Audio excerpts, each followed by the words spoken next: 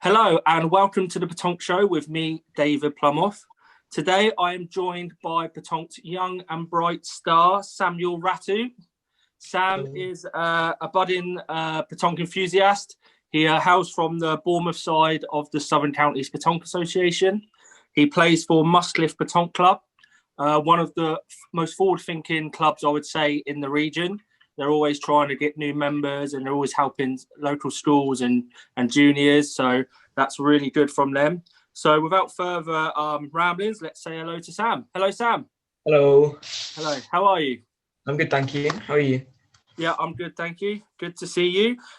So let's begin with talking about 2020 first. We'll get onto your journey through Pétanque soon, but obviously 2020 was a really difficult year for everyone.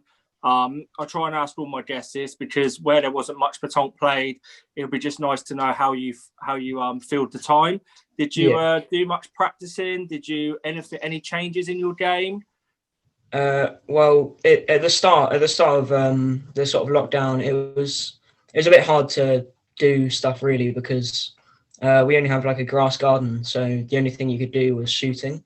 So what we did was there's like a patch at the end of the garden that's just dirt really, and we just put ball on there. We had a set of just some cheap leisure balls, and we put them on there, and me and my dad would just shoot at those every day and just keep going.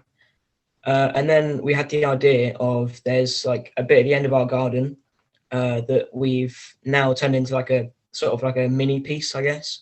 Okay. It's only like 5 meters by 3 meters, but you can still use it to like point on and stuff. So yeah, that's helped with like the situation, and like even now, I'm using that so like just to keep sort of practicing, because otherwise it would just be like a downhill sort of thing where you just don't get any practice, and it's yeah. an important thing. Absolutely, yeah. Practice is really important, especially if you want to maintain level during, say, the winter months. But obviously, during a pandemic like we had in 2020, well, it's still going on now. It was important that we got out there and kept ticking over. So obviously, for yourself, that was building a small style terrain that gave you something to use. So do you not live near the Muscliffe Pétanque Club then? We live like 20-ish minutes away, but during the first lockdown, it was obviously had to stay inside, so we couldn't really go there. But like since it eased off, like I think it was like May time, we started going down there every Saturday sort of time, just to have a quick throw. Really, that's what it was. Have you used like the time off to change any of your game to improve certain aspects? One thing I wanted to sort of like make better was my shooting. And I tried to work on that as much as I could, really, and I saw an improvement, and I kept going really with it, and it helped a lot, I'd say, because in games I'm more confident now with shooting than I was before. So it's really helped. All right, brilliant. That's fantastic. So let's move on to how you got involved in Pétanque. I know you haven't been playing for a very long time, which is pretty incredible, really, given your rise. So when did you get involved and how did you get involved? It was sort of like July 2018. I was I was with my local scout group, and they said one night, "Oh, we're going down to the local Pétanque club," and I didn't know what it was at the time. You never heard of it? No. No. So I looked it up and I was like, oh yeah, I've seen my grandma play that sometimes. I've seen other people play it. It looks good. So we went along and we did a really good session with Chris Chubb, and he basically made me want to keep going. And what he did was it was just before the summer. So what he'd done was he did like a 6-week sort of thing. So every week, I think it was on a Wednesday, we'd go down for 2 hours to Muscliffe, and we'd basically just do a training practice sort of session with him. So that was really, really good. So yeah. Oh, good. So do you remember the first day or club night when you were integrated with the other members? Were you nervous? Were you excited to play against other players? Yeah, I think it was like in between one of the practice sort of like sessions that we did in the summer. I went to one of the Saturday morning times, and we just played a normal like 2-3 games, and they were really, really friendly. So that was good. They all knew my name, which was Oh, that's good. really good as well. And I met quite a few good people. I met Brett, who I play with quite a lot as well. And he's helped me a lot throughout the game. What about Italian Tony? Does he still play? Yep. Italian Tony's still there. Yep. I like Tony. He's a good man. He loves the game, bless him. So that was basically your integration into the game, and you've enjoyed it ever since. And you're really, really passionate about it, aren't you? Yeah, definitely. Do Mustcliff have many other juniors that play? It was only really me and Chris's grandson, really. But now recently, Chris has done another one of the junior things. So I think there's 7 more juniors that have come along. That's really good. They're quite good. They've got a lot of potential, I'd say. So. And they're literally new to the game. They've never played the game before, and So Mustcliff do a lot of work then to try and get obviously juniors involved. And I know Chris Chubb really well, and I've always found him very welcoming when it comes to Mustcliff. So that's a good thing, isn't it? Yeah. So you're obviously a very good learner to be playing like you do after only 18 months, 2 years maximum. What would you say is the biggest things you've learned through playing pétanque? What would you say from when you began, say 2 years ago, to today? How was the change? How much have you learned of the game? I've learned loads. I'd say because I've been able to speak to loads of top players, and they've really helped me come a long way. And I'd say I've learned quite a bit. Especially from the MYA as well. They've really helped Tony and Scott, and Kath Knight as well. Chris as well, he's helped. Yeah, a lot of them have really helped me get quite far, I'd say. Do you use see, one thing that I was always taught when I was playing sport at a young age was imitate is a very useful tool. So how when you see someone that you aspire to, so just say for short argument you watch Scott Ashby, a good thing to do is to copy how he plays, and that will hopefully help your game. Have you tried that technique, or is everything you've done been worked on with Chris? Well, a lot of stuff I do with the juniors. So Will, Francesca. So we sort of, when we play, we've all got our same sort of play style, and we know what we want to do, and we work quite well together. So we sort of bounce off each other, I'd say. Yeah, that's good, and that's the Southern juniors, isn't it? Yeah. Mainly Jamie Brooks, playing with him quite a bit before. Him showing me a lot of tactics and stuff. That's helped me sort of go quite well. So, by playing with him, I've sort of picked up his sort of play style a tiny bit. So yeah. So you don't get what's for a better word? So you don't get like nervous or lacking confidence when you playing tournaments. Then you're really excited about getting out there and trying to beat the top players. Yeah, playing like triples and doubles, where I know I'm confident in my partners, whereas singles it's a bit less confident, because it's obviously you're by yourself and you don't have anyone to really help you. You're sort of by yourself with the decision making and stuff. So you haven't got different opinions on what you can do. So I prefer doubles and triples, really. Yeah. That's absolutely. A lot of people are the same. I know for a fact that I'm not a big fan of singles. So it doesn't matter what age you are, how new or old you are to the game. Singles is a very difficult format to become good at. So recently you were given an award, weren't you, from Southern Counties? Did you want to tell us a little bit about that? What the award was and why you got it? Yeah. So it was the Vice President's Trophy, and what it was basically, I think it was mid sort of September, October sort of time, I the MYA, they needed some funding to be able to send our juniors to the world. I think it's the World Championships or the Euros. And what I did was, even though I didn't get into the team, what I did was I started a GoFundMe, and within, I think it was a week, it got something like £550. So that would fund for, I think, one player to go. So out of the 4, that's quite good. So, and it was, I think, the awards for like recognition of like helping the sport become more, like people become more aware of the sport and like contribution to it, really.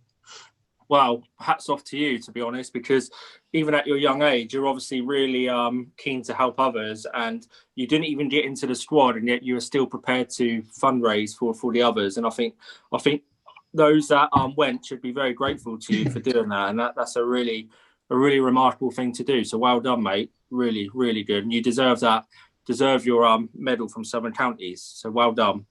Thank you. So the MYA, the National Youth Academy, how does it work? Are you in the squad? Is it an A and a B squad, or is it? Could you let me know how it works? Yeah, so there's the main sort of squad, and there's the development squad, and with the development squads, it's basically, well, getting you to be the best player you can be, really.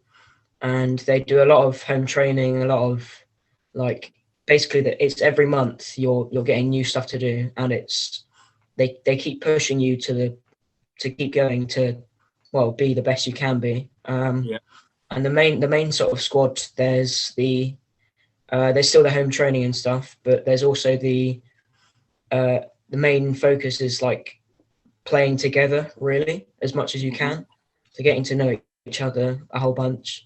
And then there's a selection at the end of the year, and that's for the Worlds. Okay. And so there's 4 players that are picked out of, I think there was like 7 to be picked, 7 boys, and there's also a girls squad. So that's basically what you're trying to get to. So yeah, that's the main selection. Okay, so basically Is it all juniors involved? So if you're in the development squad, is that all the juniors, or is it just a certain select? So what I'm saying is, so you have the main squad, which is, like you said, 4 players, and then below that you have the development squad of a certain amount of players, and the development squad is trying to get into that top squad, and they can drop out as well.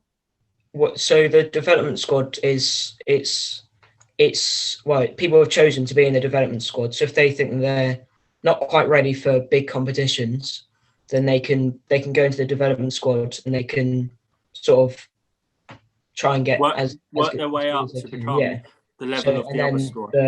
The other squad is basically I'm in that one, but I'm not in the championship team.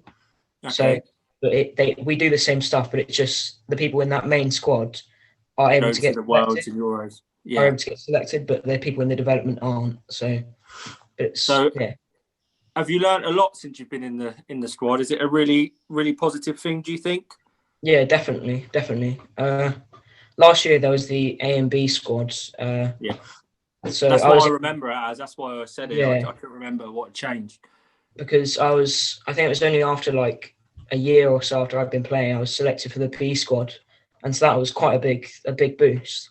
Yeah. And it got quite a few people to sort of know me, really, and then that's how I managed to get. I was introduced to Francesca and Will there, and after that we basically played in as many competitions as we could, and that as well helped us. So yeah, that's what I remember. So who are the coaches within the MYA? What coaches do you see regularly? Well, I see Tony Gates quite regularly, Sky Ashby as well. Are they the 2 main ones, or is there any more? Yeah. I'd say two main ones that are there quite a lot. There's also Chris, I can't remember his last name, I'm sorry. And then there's Kath Knight as well. And there's who else is it? There's a lot of people that are there to help, and they're really, really good. Yeah. That's really good, really positive. Now, not to take anything away from the other coaches, but obviously Scott Ashby has played at the top level, and he's probably someone that you probably inspire to be like. What's it like working with him? Have you learned a lot from Scott? Yeah, definitely. I've learned quite a bit from him. He's every training day I've been to, he's been there, and he's always been helping loads. He does a lot of individual work as well, and he's really focused on getting that one thing perfect, really. And he does great demonstrations of how to do stuff. He's a great, he's great with mental and tactics and stuff. Yeah. And yeah, he's just a great help, really, I'd say. That's good. What type of training drills or coaching tips do they give you when you're at this MYA days? What type of things does Scott get you to do? Well, it depends really on what they want to be doing that day. So just say, for short argument, you're doing shooting, and you want to and they want to concentrate on your shooting game. What type of drill would they use? Can you give an example of a drill that you've done? So before shooting, what we've done was we've had we've done 10-meter shooting before, and obviously that's quite hard. So what they've done before is they've put a big circle, quite a big circle, like a meter diameter, and what they do is they get you to shoot into that at 10 meters, and then they say, well, you've got the range now. All you've got to do is get it sort of closer and closer to the ball, and so they keep getting the circle smaller until you've got just the ball, and then you can hit that, and then you just keep going at that until you've really perfected it, really, and you've got it.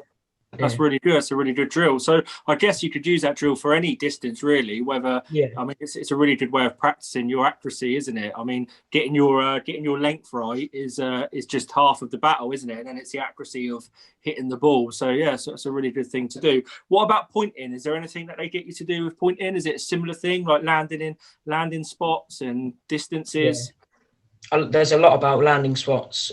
I think it's quite important. And I remember going to Slovakia. They were really on landing points. They loved the landing points. And one that I remember doing is I think they used it in the pointing competition. There was you had the circle, and you got different amount of points for getting to certain places in the circle. And so that's a really good one to do for sort of like, definitely for placement. It's great to be able to do that one. Oh, that's good. That is really good. So, what would you say at the moment is the main thing in your game that you really want to improve on? I mean, there's a lot of people that's going to be watching this video. I mean, Scott included, and there might be a lot of people out there that can help you. So, if there's anything you want to talk about in terms of where you could improve and what you really want to change in your game, where you feel like you're lacking a little bit, and give us what you think. I think for me it would be tactics, sort of knowing what to do in certain situations. So when I'm by myself, I don't really know what to do. Okay. I'm not really sure on. So, but playing in singles, I struggle quite a bit, because it's like, do I shoot? Do I point? Because you've only got 3 balls as well, so it's just knowing what to do. Whereas in some others, when you're playing with more experienced players, they're sort of doing the tactics for you. They're sort of telling you what to do, whereas I'd like to be able to sort of decide myself and make them. Take the control, take lead. Yeah. Well, that does come with experience. Like, the more what you've got to remember though is, when you do play a singles, you'll almost suss out what to do and when to do it by your mistakes, if that makes sense. So if you do something and you realise that you just lost 3 because you've shot too many times or you've pointed too many times, you're eventually, over time, you'll realise, actually, that wasn't the right thing to do. I need to do this. So the more you play singles, the more experience you get. As you get older and maturer, you'll start to develop that better. So that's a good thing to think about. I mean, I'm sure there's people out there that can give you a better coaching than what I can on tactics, because I'll tell you what, I'm not the best when it comes to tactics either. So I'm in the same boat as you there. But yeah, maturity and experience will change that. What about your shooting? Do you feel like that's coming on really well? I think it's definitely gotten better in the past sort of year. Since lockdown, considering that was the main thing I was doing, I couldn't point for at least like 2 months. So every day it was just solid shooting. So that was definitely like when I got a tiny bit better, I'd say, at the shooting sort of thing. But yeah, it's coming along better than it was, I'd say. That's good. Really good. Okay, well, moving on. So you obviously have a lot of ambition. You can tell that by your passion as well for the game.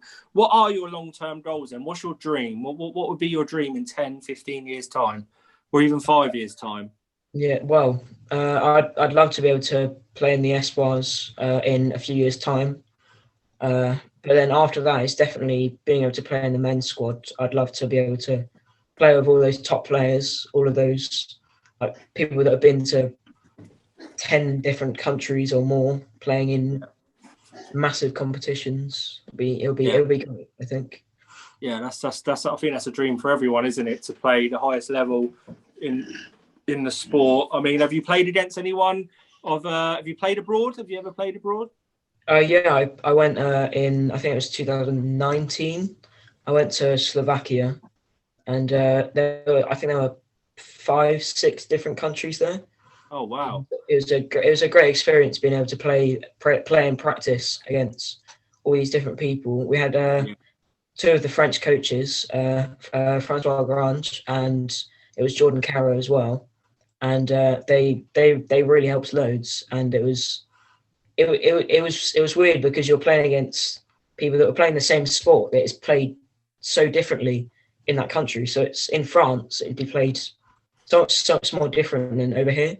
It's way more shooting than what we would do. So and that's where experience comes from. The more you do that, it's same with playing over here. The more you play against the best adult players or the best players around, the better you'll get, the better you'll feel. So yeah, definitely. It's definitely important to play abroad. It's just a whole different culture, isn't it?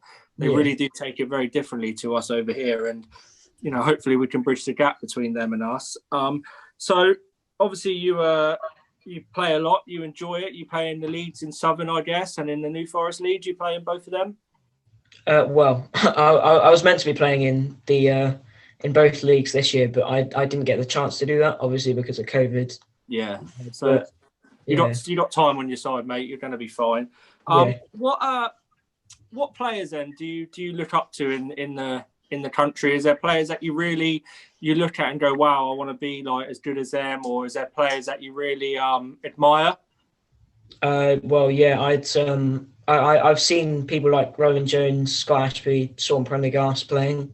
I just think they're really good players.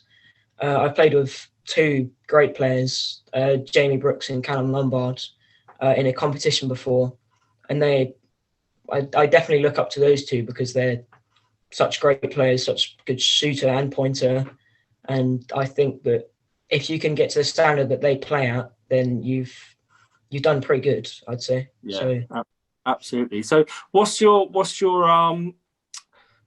what one player or 2 players or squad of players would you love to play with in the future? If you were talking down the camera right now and asking someone to play with you, who would it be? Who do you really want to play with? Someone that you haven't played with before, I guess, or you just said Sean and Scott, so maybe them, but who would you really want to play with? Sorry to put you on the spot. Yeah, we have here.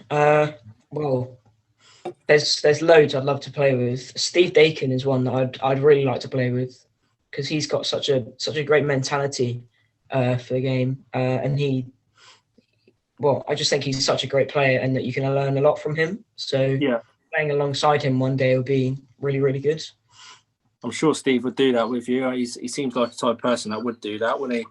Yeah, absolutely. Yeah. So well, it's been a pleasure so far talking to you, Sam. So we're coming to the end of the podcast now. I'll try and keep them between 30 and 45 minutes long.